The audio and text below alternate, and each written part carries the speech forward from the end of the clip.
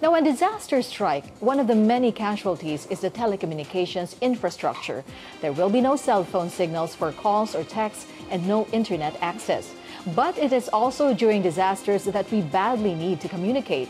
Good thing the Department of Science and Technology is ready to deploy a tool that will restore communications in disaster-struck communities. Now, to tell us more about that, we have with us Roy Espiritu, spokesperson of the DOST ICT office. Good morning, Roy. Good morning, Amelyn. So, Roy, this is the Movable and Deployable ICT Resource Unit, or MDRU, which we understand was developed in light of the 2011 Japan earthquake. Yes. Now, how did that reach the Philippines? Actually, it was through the, I believe it was through the International Telecommunications Union. This was donated by Japan to the Philippines for us to develop, for us to use, and as well as develop on top of it our own system.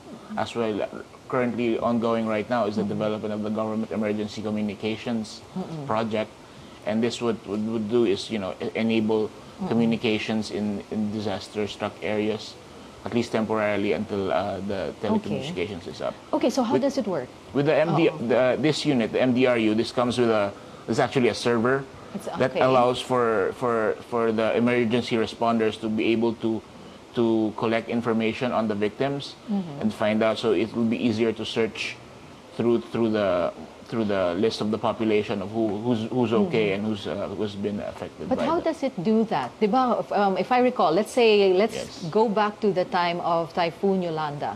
If we had that at that time, how would this have helped us? This would have helped us a big deal in terms of, you know, being able to collect information on the victims as well as their families and who's okay and who's not. And then because here in the server is actually a database that provides, and then this one provides a Wi-Fi connectivity for units of the responders. These are the smartphones that have been ruggedized and have the software that interfaces with the.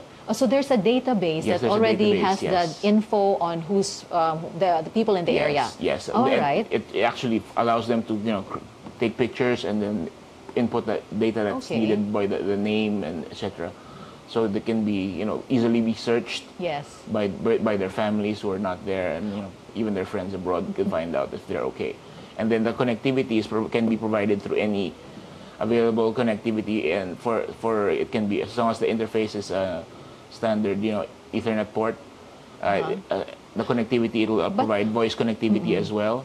But how does it do that, considering that, let's say, the power lines are down, there's no electricity and no internet at that it time? comes also with this particular attached case version comes with its own power. This is a battery that lasts for 45 hours. Yes. And then there's bigger versions with a generator that can keep it running indefinitely. So what's its reach?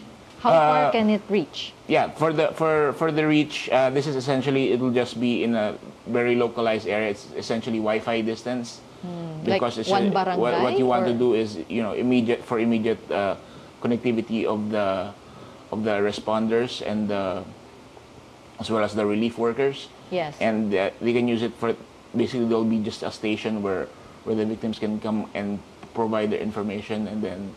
Right now, it's really short distance, but I believe the GECP that we are working on would have GSM connectivity, essentially allow for municipal-wide coverage. I see. And this is a bigger version of this, much bigger version. I think it's a 10-foot container. Okay. It can be transported with its own generator and provide not just connectivity, but as well as the database and everything else that the responders would need. I see. So that's the one that can reach municipal-wide. Yes. This one, what we have right now, is just for like one barangay. Yes, or it's one for a barangay. It's actually available now. There's a local distributor appointed by the Nippon NTT, Nippon Telephone Company, who developed this.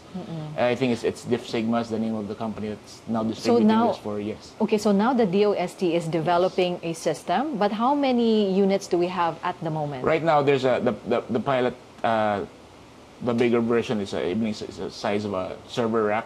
It's been installed in San Remillo in Cebu, northern Cebu, where it's now so it's being tested there. It's being used there and can be redeployed to areas around Cebu if such thing as Yolanda happens again. I see. Yes. So at the moment, it's still in its pilot testing stage. And what is the goal of the DOST?